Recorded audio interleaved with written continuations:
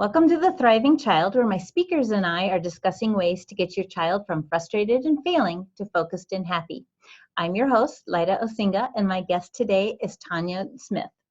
She's an assistant professor in music education at Boston University. She earned her PhD from the University of Illinois at Urbana-Champaign and a certificate of advanced graduate study in expressive arts therapy from Lesley University in Cambridge, Massachusetts. She served as an instrumental music educator in the public schools in Illinois and has extensive experience working with private students in the community. She is a co-author of the book, Performance Anxiety Strategies, The Musician's Guide to Managing Stage Fright, and conducts workshops for student musicians of all levels. And I encourage you to read her full bio and her speaker page. So what encouraged you to be a musician? Well, music was always an important part of my family growing up, with church and with even just at home. My mom would sing with us a lot. But the reason that I got most interested in music, I think, really had to do with a teacher that I ran into in sixth grade. When I was a child, I was very quiet, very shy in my little shell. And it wasn't until I ran into that teacher and she helped me to see myself differently that things started to change for me. My grades improved at school. She just sort of questioned the beliefs that I had about my ability to be good at something. And so I started to believe, slowly and surely with her encouragement, that I was good at something. And that made all the difference for me. And I wouldn't be in this field, and I certainly wouldn't be here today if it hadn't been for her encouragement. So your book talks about performance anxiety, and one of the things that you talk about is negative self-talk. So why is that so problematic?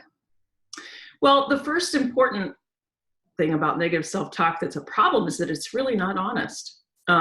When someone's stuck in negative self-talk, they're only saying what's wrong, and usually not just what's wrong, but what's wrong with them. It's very personal. It's very, I'm bad, I'm wrong, I'm terrible, and all of us have had moments probably where we have felt that way. That's normal, it's part of the human condition, but when we have that as a pattern and as a set point, when we're always thinking that, we cannot thrive because we're not allowing ourselves to feel like we're growing, developing, getting better. And students who, sometimes when students get caught in that sort of pattern, that makes it very impossible for them to achieve. They can actually, regress, because they are, it's personal. I'm bad. Not that their behavior is problematic, or maybe their learning, there's something in their learning that they need to change. And I think, if we can separate the person being bad from what's happening in terms of our achievement or our behavior, then we can start to be more honest and help students to focus in on what is something they can change, and help them to believe in who they are as a person, irregardless of what's happening in their school life or behavior in other areas.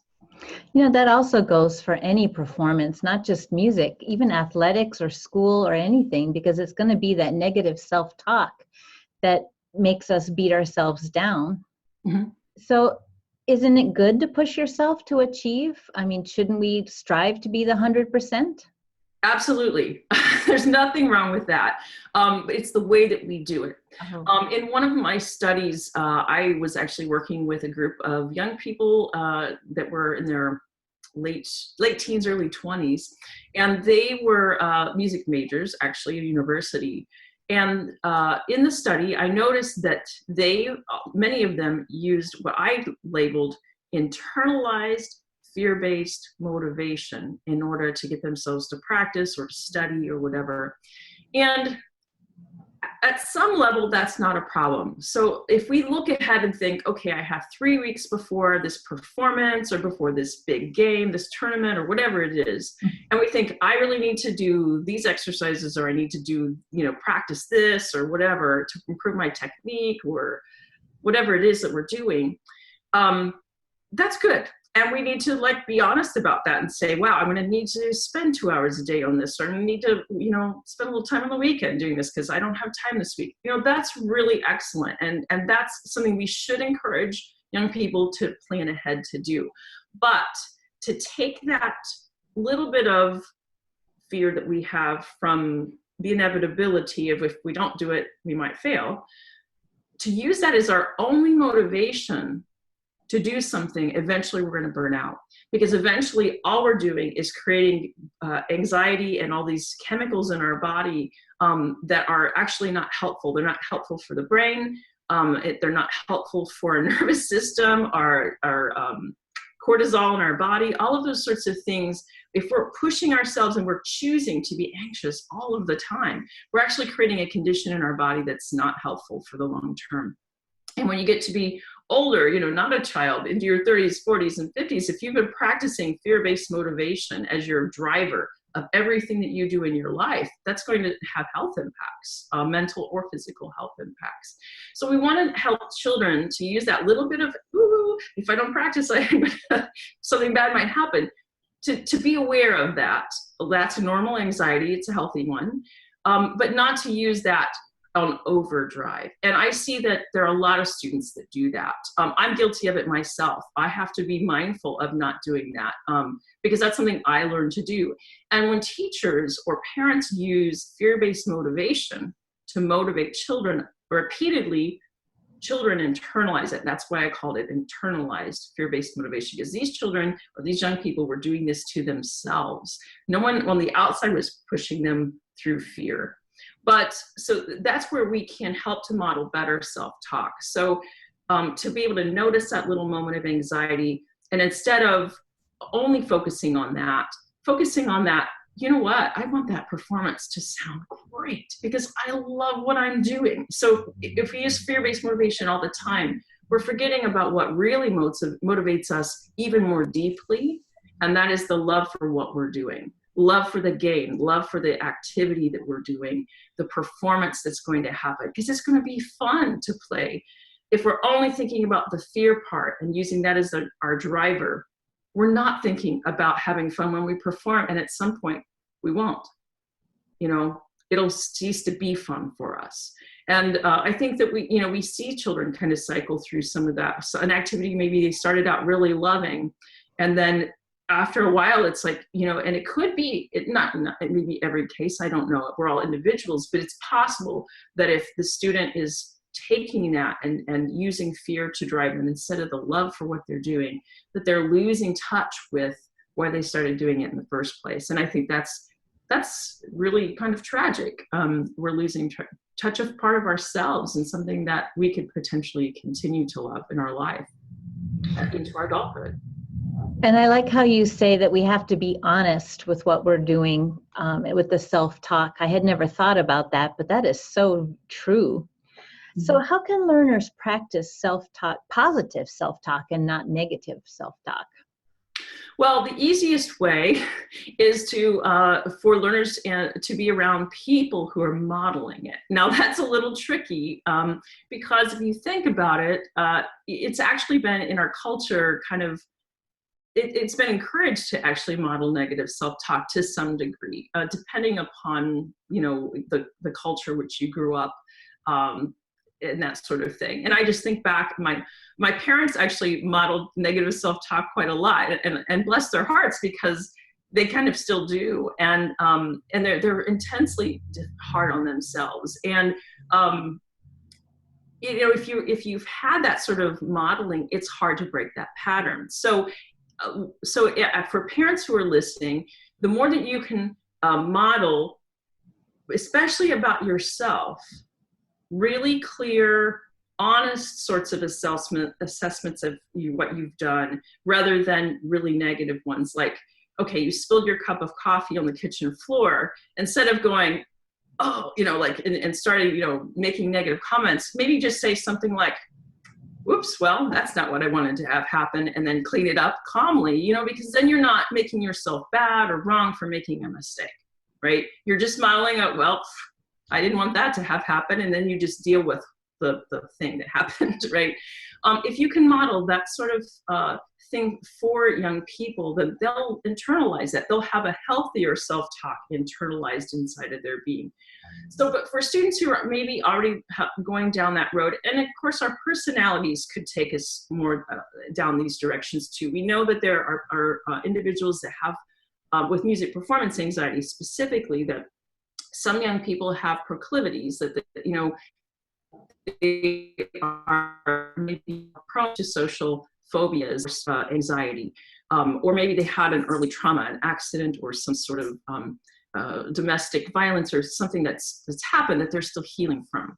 If students are in those sort of more serious situations, they'll need supports in a lot of levels, but it's really critical because some of those sorts of things can be internalized and it impacts someone's view of who they are as well. So we need to consider in our learning environments if there are students that have had something like that happen, even if we don't know it, we know to model really clear self-talk with young people.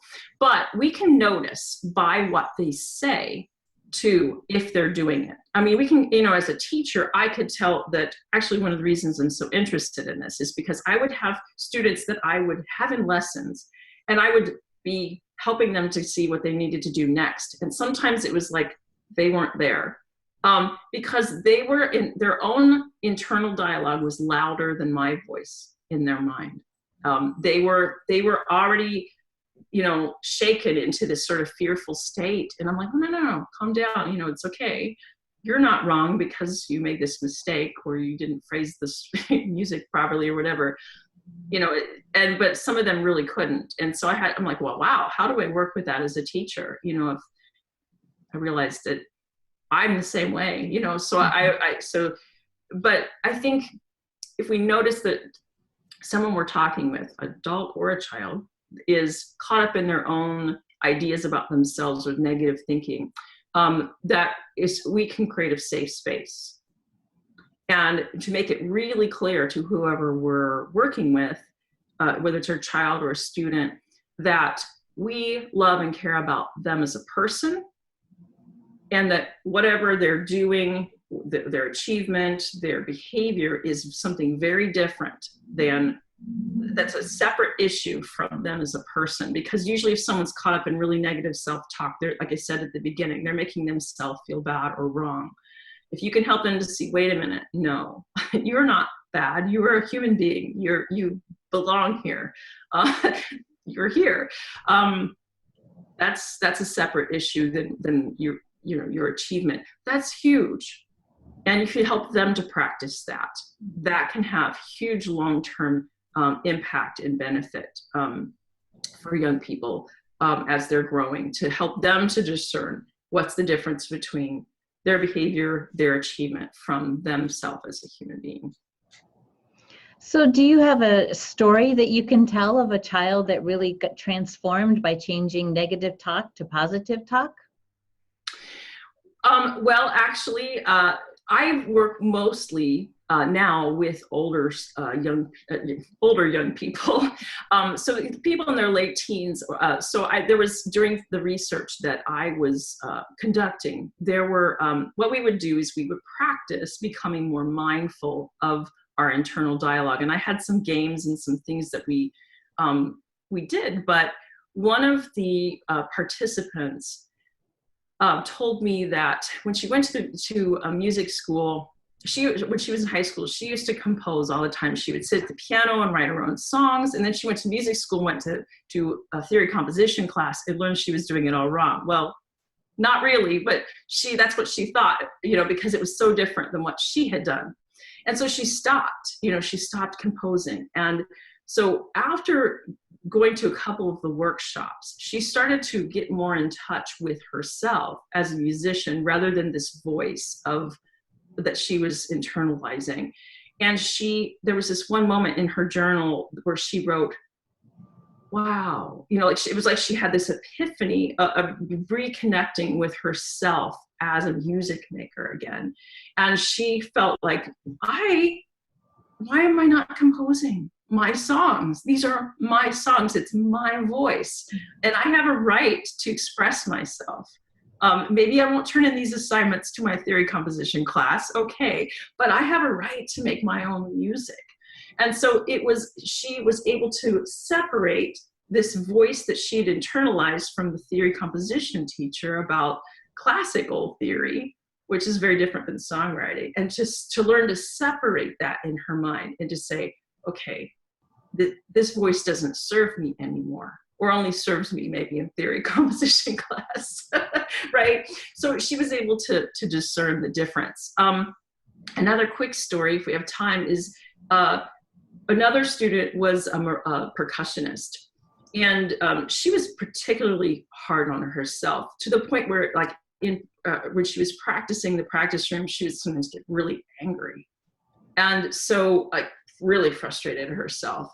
And so, I was like, well, think about noticing, and to tune in. So one way you can notice if you're going into negative self-talk is to know what your body feels like when you're in that frame of mind. The other is to notice what you're thinking. And so sometimes it's easier to understand when we start to have tension or anxiety in the body. So for her, she was able to notice that before she noticed what she was actually saying to herself to make herself feel that way. So she started noticing that.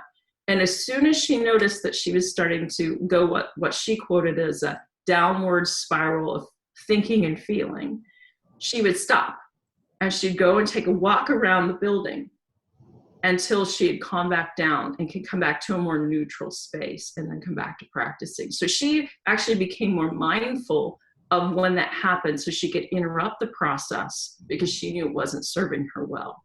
So that's something that takes a lot of practice, though, because if you're in your late teens or early 20s, you've been maybe practicing negative self-talk for a couple of decades, maybe.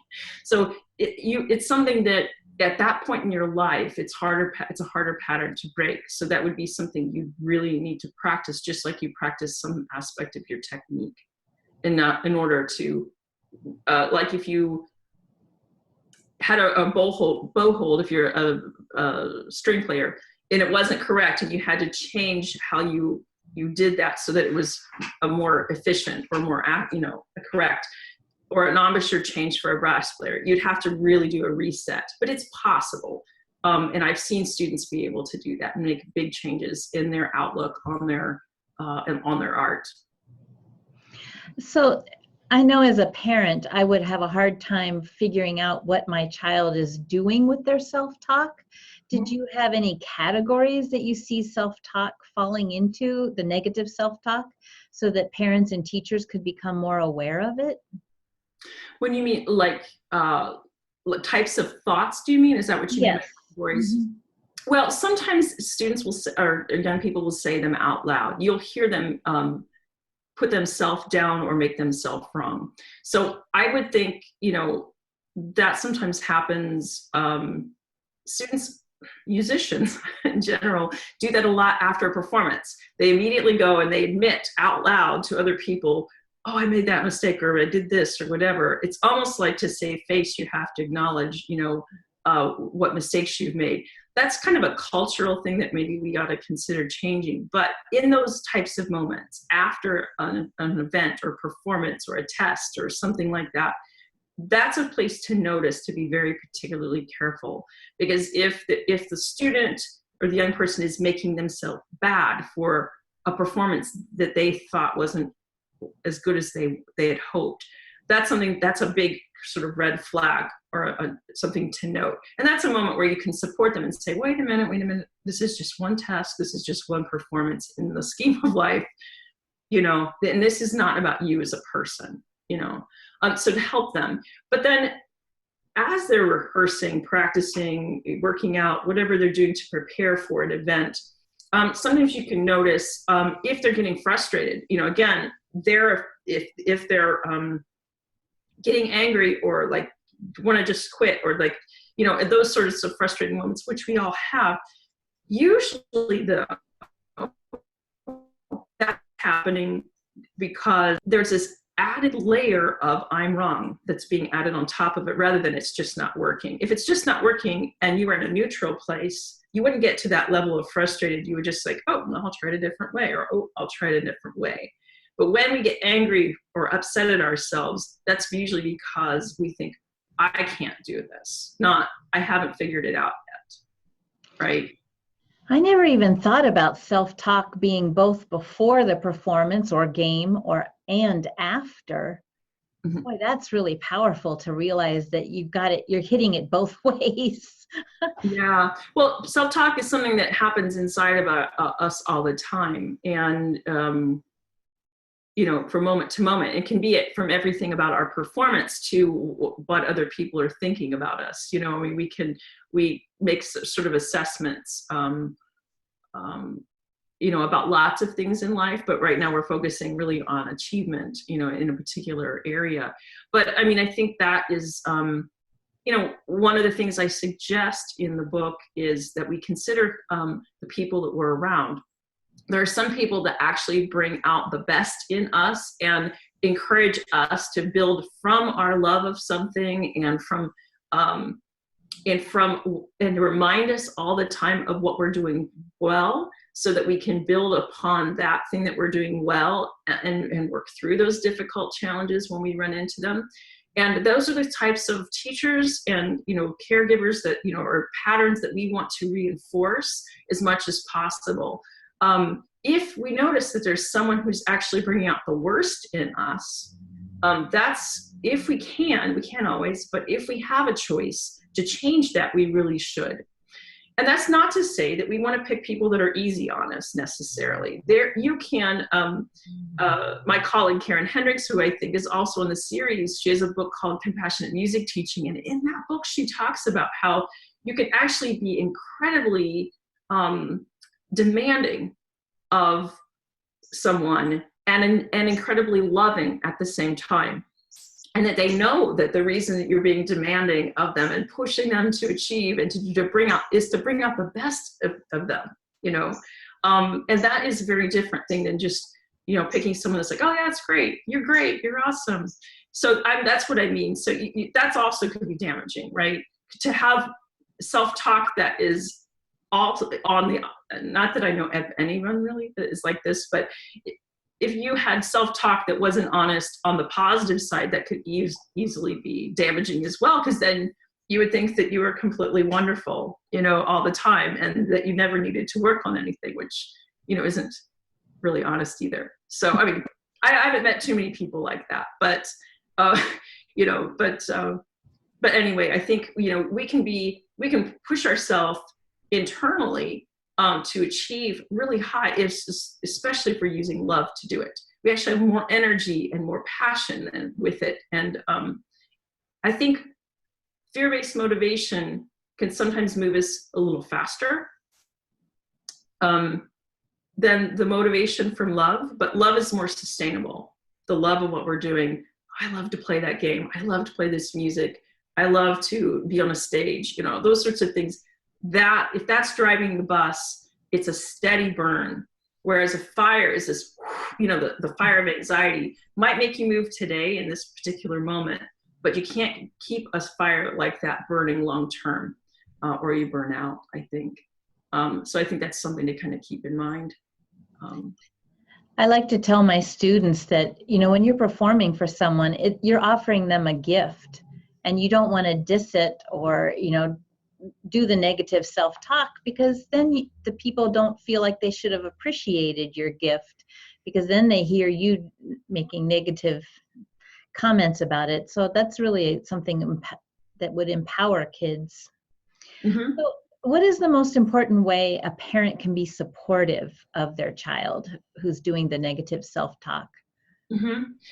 I think there are two things I mentioned kind of before: the modeling their own positive or more honest self-talk about themselves. I think, that is probably the most profound, because if you do something different with your child than what you're doing with yourself, the child will know that, and they won't, even if you start treating your child differently, they're not going to respond. But start with yourself, model a more honest and loving, supportive, make sure that you're not making yourself wrong or bad in their presence, especially. that might be enough a place to start if you were doing that. And I know when I was parenting, I certainly did. I didn't actually come to this research until after I had done a lot of parenting, unfortunately. But certainly that's something I'm very careful of with young people now.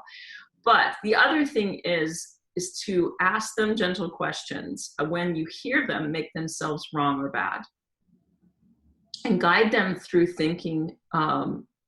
If they're really upset, maybe allow them to calm down first, and then later come back and say, help them discern the difference between who they are and all of that they are, and this one little thing that didn't go well, and help them to see the proportion. The other thing I would say too is to help them become mindful of that. So helping them notice I think it's with students who are 18, 20, they have more metacognitive ability to be able to be more mindful of their thoughts. Where with young people, I think they're maybe more in touch with how they're feeling in their body.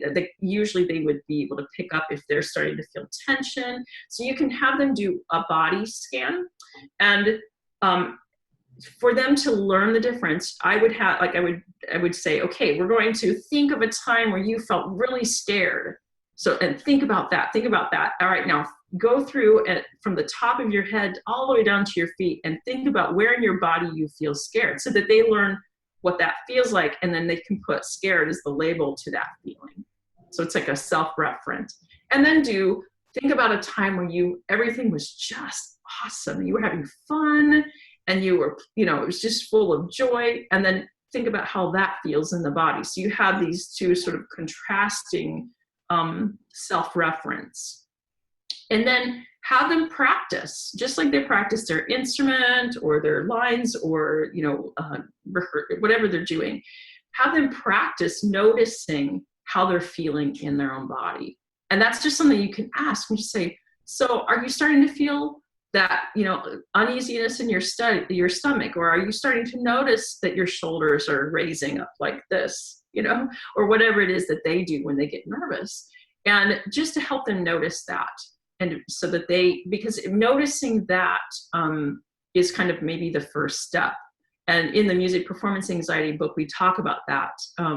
If you don't even notice when that starts to happen, you can't have an intervention. So just noticing is perhaps the most important thing. And anytime you notice it, then you'll know what to do. Like the student, the marimba player, she noticed, she started, I got to take a walk. So she would walk around the building until she worked off that extra energy and could come back and start over again. So I think that's something that would be very good thing to practice. But again, in a loving, gentle way. So it's not like, are your shoulders lifted up again? Because that's going to reinforce it in a negative way. So, be gentle. Sweetheart, I think your shoulders are lifting, aren't they? Or ask them if they've noticed it, or that sort of thing. So that they know that you're supporting them as a human and helping them to have a healthier sort of outlook.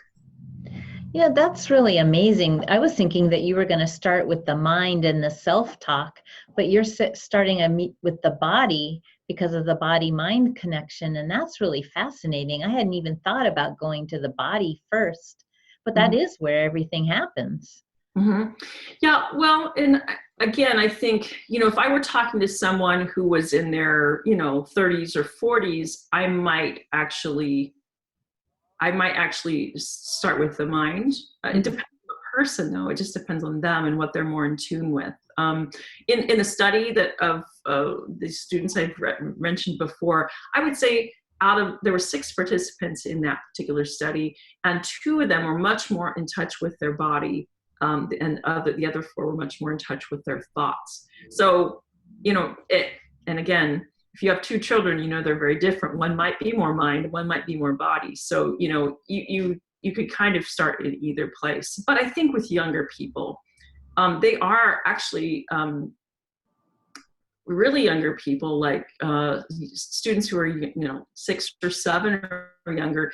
Their brainwave patterns are such that they are much more embodied than older people. are. As we get older, we tend to have beta brain waves, and that with more cognitive sorts of functions come on and take over.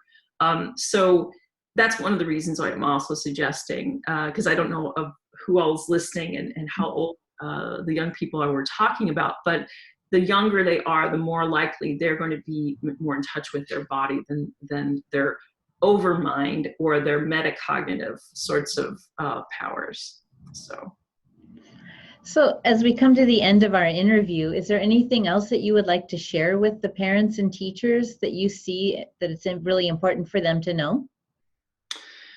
Well, I think that we can all work to create a healthier culture in all kinds of educational settings. And I think we need to be honest about that.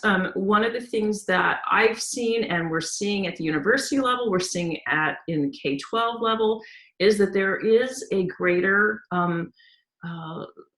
presentation of young people with mental health challenges.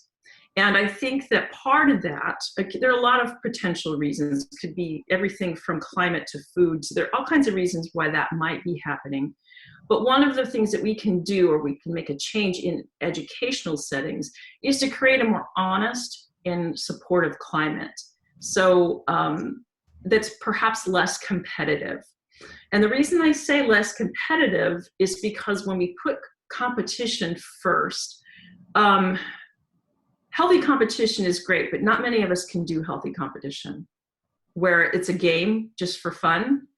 Most of us make competition about us and whether we are right or we're triumphant, right? And that remember, we differentiate between you as a person and you and your achievement. Most of us can't do that in competition. So especially when we're younger, and sometimes I can't even do that now, always, right? If I'm in a really competitive environment, it's about me being right, and that's a dangerous sort of thing. And it can put a huge damper on creativity, huge damper on joy. To create a more healthy and thriving environment, I think we need to move competition back. And we need to make students more collaborative and supportive of one another's learning. Because honestly, we need a world that's more like that, where we can help each other. Like if someone's good at something, another person's good at something else, that we can help each other learn, so there's more peer learning and there's more, and not this student against this student sort of thing, but let's all work together to help each other to become stronger. And I think that could support healthier mental health with all of us, because again, it's not this us and them, right or wrong sort of dichotomy. It's a more together with. And I think that allows us to create safer spaces in their classrooms and in our team. Competitive sports is different, but within the team, within a large ensemble, a band, orchestra, chorus, having, chair placements, for example, put students in competition with one another, for example, that can create dynamics where students don't feel like they can help one another learn, because why would they do that?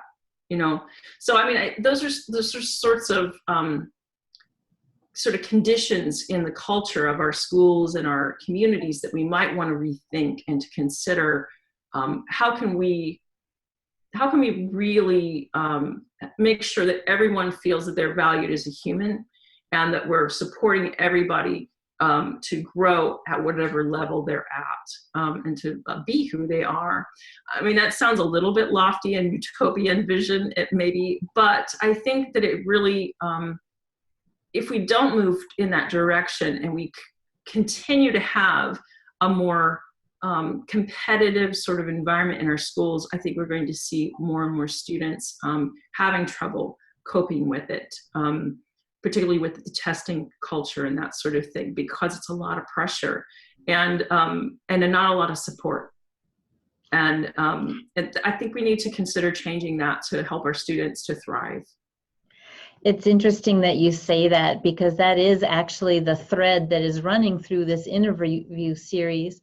Everyone is saying that we're causing that with our children. So I really like the fact that you bring that up, because you see that in every aspect. One of the parenting coaches talks about parenting by the numbers. You know, your child has to be 100%, or they have to be number one, and that's really causing a lot of stress. Well, and that's impossible. We can't all be number one at math or number one at everything. That's actually statistically impossible, and that's crazy making. Yeah. But we can be the absolute number one and best at who we are. And we need everyone to do that, right? We need everyone to figure out what it is that they love the most to do, and to become really great at that one thing that they really love to do. Because if everyone did that, then everything would be in order. If you think about nature, nature does that naturally. There's a tree where there needs to be a tree. There's a flower where there needs to be a flower. And we don't expect the tree and the flower to grow to the same height, right? We're expecting kids to do that in their math scores or their whatever. That's not how the universe is designed, you know? So we need to think about, well, who is this child and who are they to become?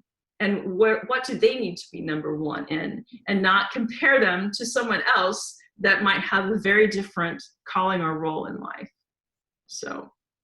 Well, that sounds like the perfect way to end our interview. I want to thank you very much for participating in our interview series. Thank you. I am very grateful to have this opportunity, and I wish everyone well.